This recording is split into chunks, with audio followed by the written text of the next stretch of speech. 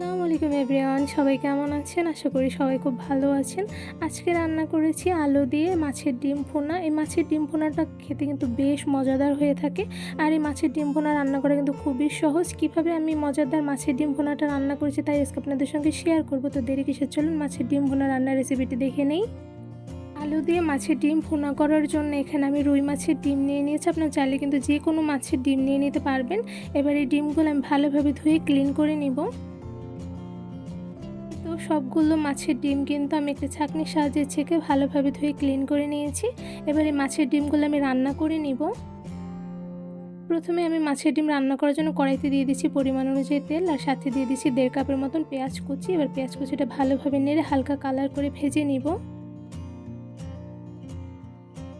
কিছুক্ষণ পেঁয়াজগুলো ভাজার পরে দেখতেই পাচ্ছেন হালকা একটা কালার চলে এসেছে। এবার এই পেঁয়াজগুলোর মধ্যে আমি কিছু মশলা অ্যাড করব।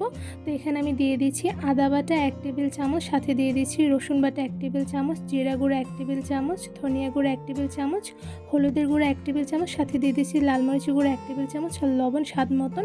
এবার ভালোভাবে নেড়ে পেঁয়াজের সঙ্গে সবগুলো মশলা আমি মিশিয়ে নিব।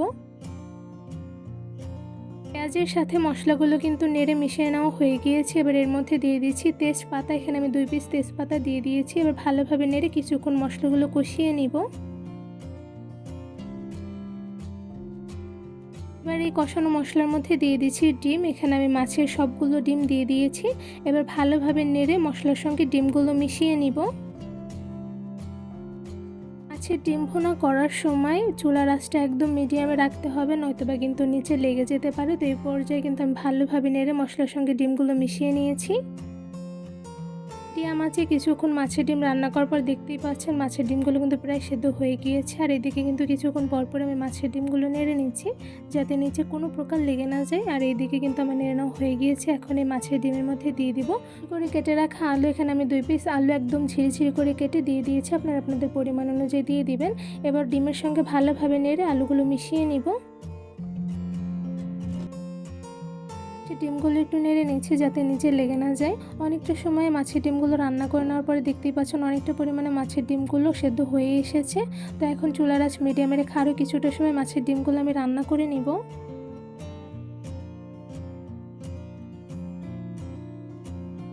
কিছুক্ষণ পরপর মাছের ডিমগুলো একটু নেড়ে নিচ্ছি যাতে নিচে লেগে না যায়। আর এদিকে কিন্তু মাছের ডিমটা অনেকটা পরিমাণে রান্না হয়ে এসেছে। তো আমি আর কিছুক্ষণ রান্না করে নিব। মাছের ডিম ভুনা করার সময় নিচে যেন লেগে না যায়, যার জন্য প্রথম থেকেই মিডিয়াম আঁচে মাছের ডিমগুলো ভুনা করতে হয়। সেই ক্ষেত্রে মাছের ডিম রান্না করতে কিন্তু একটু সময় লাগবে।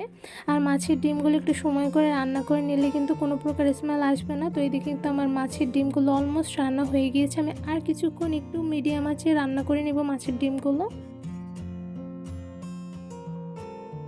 চুলার আঁচ একদম মিডিয়ামে রেখে অনেকটা সময় নিয়ে কিন্তু মাছের ডিমগুলো আমি রান্না করে নিয়েছি। তো এদিকে কিন্তু আলুর সঙ্গে মাছের ডিমগুলো খুব ভালোভাবে সেদ্ধ হয়ে গিয়েছে। এখন কিন্তু মাছের ডিমগুলো খাওয়ার জন্য একদমই তৈরি হয়ে গিয়েছে। এবার এই সবগুলো মাছের ডিম আমি একটি পাত্রে বেড়ে নিব। খুব সহজভাবে অল্প কিছু উপকরণে রান্না করে ফেলেছি আলু দিয়ে মাছের ডিম ভুনা। এই আলু দিয়ে মাছের ডিম ভুনা কিন্তু খুবই সিম্পল একটা ডিশ, বাট খেতে কিন্তু অসম্ভব মজাদার হয়ে থাকে। ছোট থেকে বড় সবারই কিন্তু কম বেশি ডিম খুব পছন্দের একটি খাবার। আর সেখানে যদি এত মজাদার মাছের ডিম ভুনা তাহলে তার কোনো কথাই নেই। আমি একটা চামচের সাহায্যে মাছের ডিম ভুনাটা একটু উঠিয়ে দেখাচ্ছি। তো দেখতেই পাচ্ছেন মাশাআল্লাহ খুবই লোভনীয় হয়েছে আর খেতে কিন্তু অসাধারণ মজাদার হয়েছে। আমার ফুল রেসিপি দেখেই কিন্তু ঘরে বসে খুব অল্প উপকরণ দিয়ে মজাদার ডিম ভুনা করে ফেলতে পারবেন। সবাই কিন্তু খেয়ে অনেক প্রশংসা করবে। আমার এই আলু দিয়ে মাছের ডিম ভুনা রান্নার রেসিপিটি কেমন লেগেছে অবশ্যই কমেন্ট করে জানাবেন। মাছের ডিম ভুনা রান্নার রেসিপিটি ভালো লেগে থাকলে আমার চ্যানেলটি সাবস্ক্রাইব করে ভিডিওতে বেশি বেশি লাইক কমেন্ট শেয়ার করে আমার পাশেই থাকবেন। আজকে এখানেই বিদায় নিচ্ছি, দেখাবো অন্য কোনো ভিডিওর মাধ্যমে। সবাই সুস্থ থাকবেন, ভালো থাকবেন। আল্লাহ হাফেজ।